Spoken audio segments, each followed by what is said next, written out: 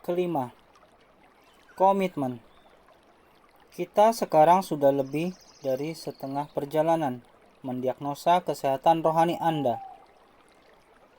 Mungkin ini melegakan Anda. Hari ini, pertanyaan keempat, apakah Anda berkomitmen pada umat Tuhan? Tetap dalam Kristus. Yohanes pasal 15 ayat 9 sampai dengan 11, dilanjutkan ayat 14 sampai dengan 15. Dari Yohanes pasal 15. Seperti Bapa telah mengasihi aku, demikianlah juga aku telah mengasihi kamu. Tinggallah di dalam kasihku itu. Jikalau kamu menuruti perintahku, kamu akan tinggal di dalam kasihku, seperti aku menuruti perintah Bapakku dan tinggal di dalam kasihnya. Semua itu kukatakan kepadamu, supaya sukacitaku ada di dalam kamu dan sukacitamu menjadi penuh. Kamu adalah sahabatku, jikalau kamu berbuat apa yang kuperintahkan kepadamu. Aku tidak menyebut kamu lagi hamba, sebab hamba tidak tahu apa yang diperbuat oleh tuannya. Tetapi aku menyebut kamu sahabat, karena aku telah memberitahukan kepada kamu segala sesuatu yang telah kudengar dari Bapakku. Refleksi pertanyaan. Bagaimana kita untuk tetap berada di dalam kasih Yesus? Lihat ayat 9 dan 10. Lalu, sukacita siapa yang menjadi penuh jika kita tetap berada di dalam kasih Yesus? Tinjauan ayat 11. Apa pandangan Yesus pada mereka yang melakukan apa yang kuperintahkan? Lihat ayat 14 sampai dengan 15. Jadi, apabila Anda ingin bertumbuh dalam kasih Anda kepada Yesus, jika Anda ingin mengalami sukacita yang penuh, ingin dianggap sebagai sahabat Yesus, senang mempelajari apa yang Yesus pelajari dari Bapanya, maka yang perlu Anda lakukan adalah melakukan apa yang Yesus perintahkan, seperti perkataan Yesus. Dan hanya satu saja perintahnya. Satu perintah. Mari kita lihat Yohanes pasal 15 ayat 12 sampai dengan 13. Inilah perintahku, yaitu supaya kamu saling mengasihi, seperti aku telah mengasihi kamu. Tidak ada kasih yang lebih besar daripada kasih seorang yang memberikan nyawanya untuk sahabat-sahabatnya. Refleksi pertanyaan. Apa perintahnya? Lihat ayat 12. Lalu, bagaimana kita mengetahui apa saja yang termasuk di dalamnya? Tinjau ayat 12 dan 13.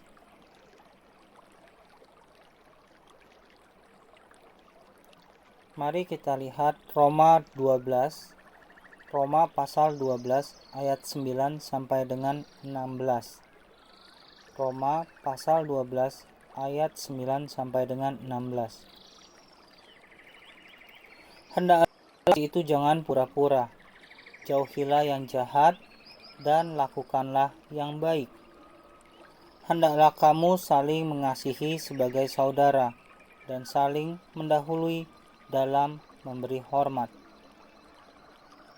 Janganlah hendaknya kerajinanmu kendor. Biarlah rohmu menyala-nyala dan layanilah Tuhan. Bersukacitalah dalam pengharapan, sabarlah dalam kesesakan, dan bertekunlah dalam doa.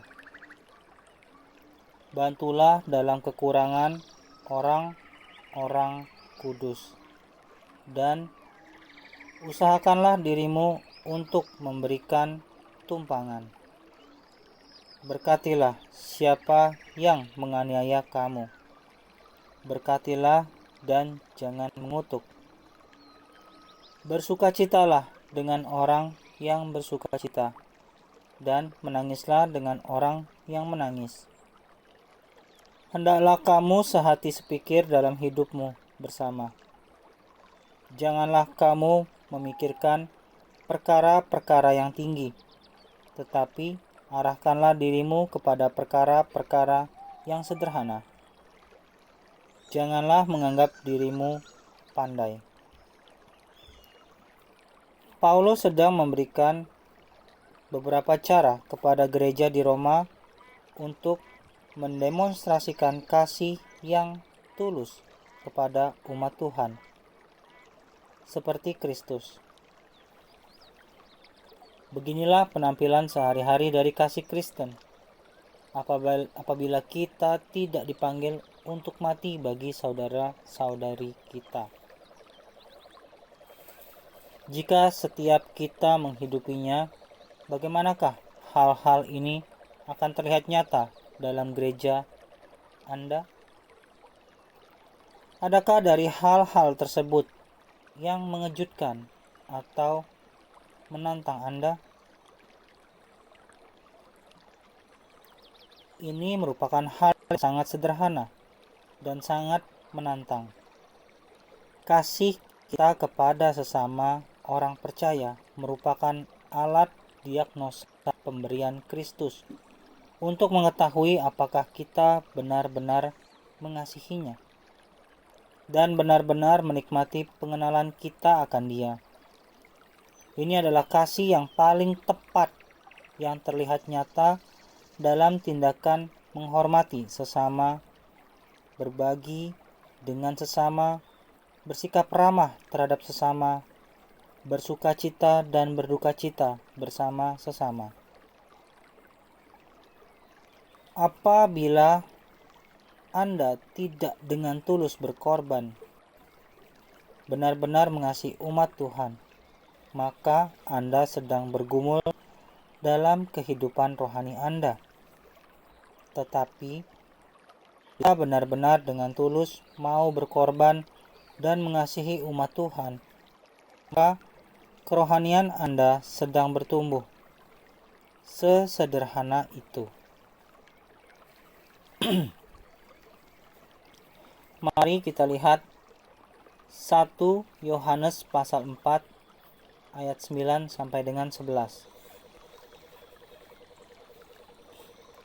1 Yohanes pasal 4 ayat 9 sampai dengan 11. Dalam hal inilah kasih Allah dinyatakan di tengah-tengah kita, yaitu bahwa Allah telah mengutus anaknya yang tunggal ke dalam dunia, supaya kita hidup olehnya. Inilah kasih itu. Bukan kita yang telah mengasihi Allah, tetapi Allah yang telah mengasihi kita dan yang telah mengutus anaknya sebagai pendamaian bagi dosa-dosa kita.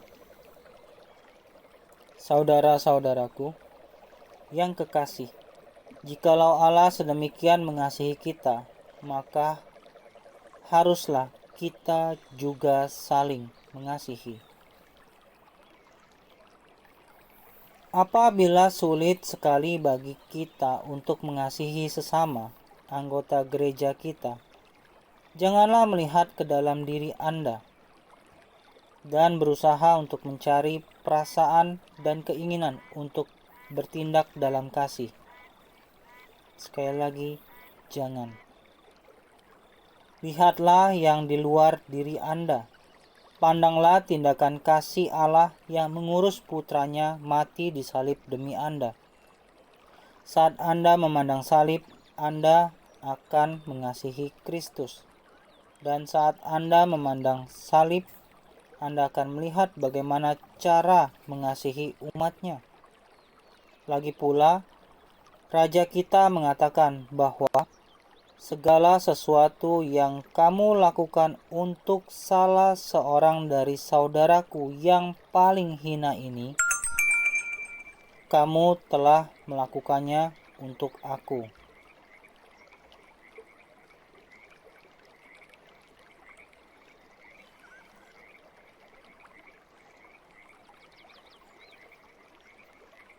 Sekali lagi, firman Tuhan pernah berkata, segala sesuatu yang kamu lakukan untuk salah seorang dari saudaraku yang paling hina ini, kamu telah melakukannya untuk aku. Dikutip dari Matius pasal 25 ayat 40. Anda mengasihinya dengan cara mengasihi saudaranya.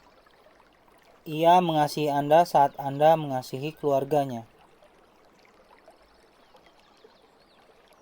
Penerapan. Baca kembali Roma pasal 12 ayat 9 sampai dengan 16.